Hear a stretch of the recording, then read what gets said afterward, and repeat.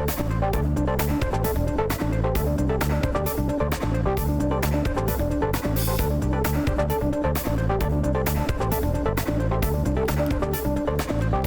morning and welcome to Morning Market Call. I'm Josh Guest filling in this morning. We have today with us Zack Oates, founder and president of Courage to Hope. Zack, why don't you tell us a little bit about Courage to Hope? Sure.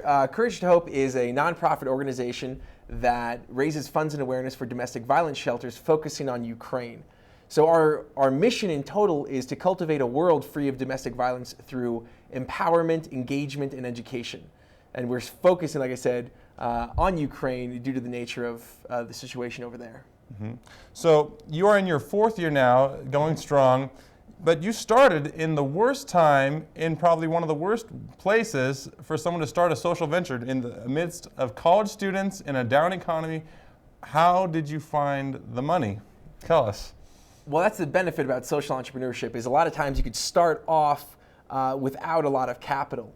So really what you need is just dedication and motivation. And luckily, I was actually dating a girl at the time, Christy Ashworth, fantastic girl. And we realized that things weren't going to go well, but she had a great passion for the Ukrainian people.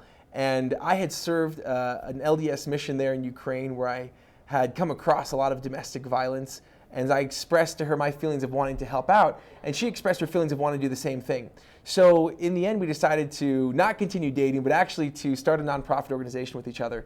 And in talking with our circle of friends, what we did is we built an organizational chart, figured out what types of people we would need in the organization, found them amongst our friends, asked them to be a part of it, and next thing we know, we had 20 people in a room who were wanting to get involved and wanting to help out with Courage to Hope. So, I mean, the fact that it was a down economy was tough, but the fact is that there were so many people who just wanted to get involved. And what was really interesting was right when I started, I went to all of my friends, I went to coworkers, I went to family members, and I said, hey, I'm thinking about starting this nonprofit organization helping these women in Ukraine. What do you think about it? And categorically, I mean, I could think of one person out of everyone that I talked to that said, do it. Everyone else was saying the economy's bad, it's not the right time, you're in college, what are you gonna actually do? Like, how can you dedicate time to this? And I was like, those are all really good things. And I thought, maybe I'll just wait. Maybe I'll wait until I'm older. Maybe I'll wait until I have a job and have a career and just allocate a portion of my money to Courage to Hope. But in the end, I realized that even though I can do more later, right now something needs to get done. Right now I can help out. That, yeah, in 10 years there's still going to be a need to help people out in Ukraine, especially the victims of domestic violence and their families, but they need help right now. And so with that in mind, we got together this group and we just started. And we started with a banquet and we raised money and we went over to Ukraine and we got an ORCA grant and we started delivering supplies to the shelters. Then we started working on building up relationships with local psychologists and therapists to develop programs that we're running over there. And it's just continued to grow and grow. And so it's been really fantastic. So your people, none of them make a cent. Like at some nonprofits, at least someone is making some money. There's a payroll at most nonprofits, I like to think, but no one makes any money and very few of your members ever see any of the results. None of them get to go to Ukraine hardly. How do you keep your people motivated to continue working for a venture like this? Well, first of all, we do pay, but we pay in thank yous and sunshine. So you get time and a half if you work a lot. But no, really, so nobody gets paid in Courage to Hope. I've never taken anything out. Christy's never taken anything out. No one that's been in the organization has ever gotten paid. So how do we keep them motivated without paying them? And the fact that we're working with these people in Ukraine that they'll never see, because very few people actually go over to Ukraine because we've already established the infrastructure to run the programs over there, so that we can mitigate our costs. We don't send a lot of people over there. We do send them over there to check up on how the grants are doing, but now we even have ties in Ukraine. We have partnering organizations over there that check on it for us. So a lot of the cost is mitigated, so that way all the donations we receive go over there.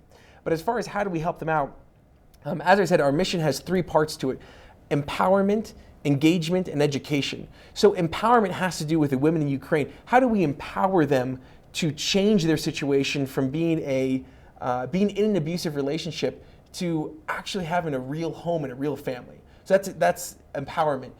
Engagement has to do with local communities.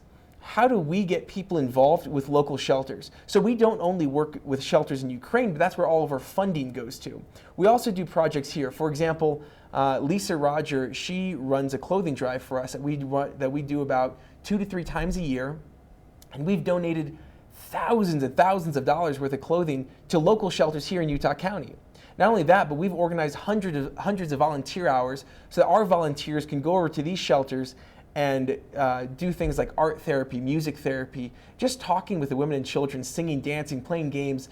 That way they can actually see the situation, because we don't want to be so ignorant to the fact that this isn't a foreign issue, but it's a global issue affecting America, affecting Utah County, affecting Provo. And so by helping our volunteers understand that we can show them the programs that are happening at local shelters and say, hey, this is a great thing. Look how much good this is doing. In Ukraine, there's none of that without us. So, and I say none of that, meaning that the programs that we run would not occur if we weren't funding them. There's not another organization that would come in and fund these programs. And then, like I said, the third mission is education, helping people understand what the magnitude of the global initiative. Mm-hmm. So, Zach, you have gone from social entrepreneurship to private sector entrepreneurship to big corporation entrepreneurship. What principles do you carry with you? What are the words that you live by you can kind of help our viewers with who may be starting their own little entrepreneurial ventures? Okay, well, I guess 2 things in mind. First of all would be, what do I look for in a partner? And I guess what do I expect out of myself? And that's 3 things: innovation, communication, and dependabilityation. I like things to rhyme. So, I mean, innovation, come up with good ideas, never be satisfied with the way something is. There's always a better way, find it. Communication, learn how to package that idea into a way that you can effectively communicate with those around you and with those that would be affected by it.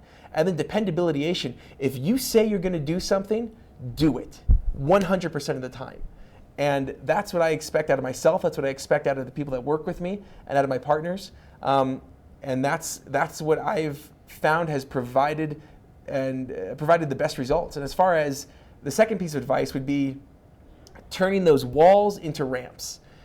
Meaning, when you are in a difficult situation, when there are seemingly insurmountable obstacles before you, if you go at it with enough tenacity and enough vision and enough purpose, then you can hit that wall hard enough to turn it into a ramp, and that'll send you launching up higher to where you could have possibly been without it. So remember that. Innovation, communication, dependabilityation, and turn those walls into ramps. It started with a date. It ended with dependabilityation. Zack Oates, thanks for joining us today. Hey, thanks, Josh. To learn more, you go to www.couragetohope.org. Thank you for joining us on Morning Market Call. Have a lovely day. MMC is brought to you by the Marriott School of Management in association with the Brigham Young University Department of Communications. MMC is made possible by a generous donation from Larry Tasjan and Gary Williams, and is produced by Rhett Weller, Todd Castagna, Mason Chen, Joel Tovey, and Sabrina Beck, with line producing by Kika Latu. For more information, find us on our Facebook and Twitter or at morningmarketcall.org.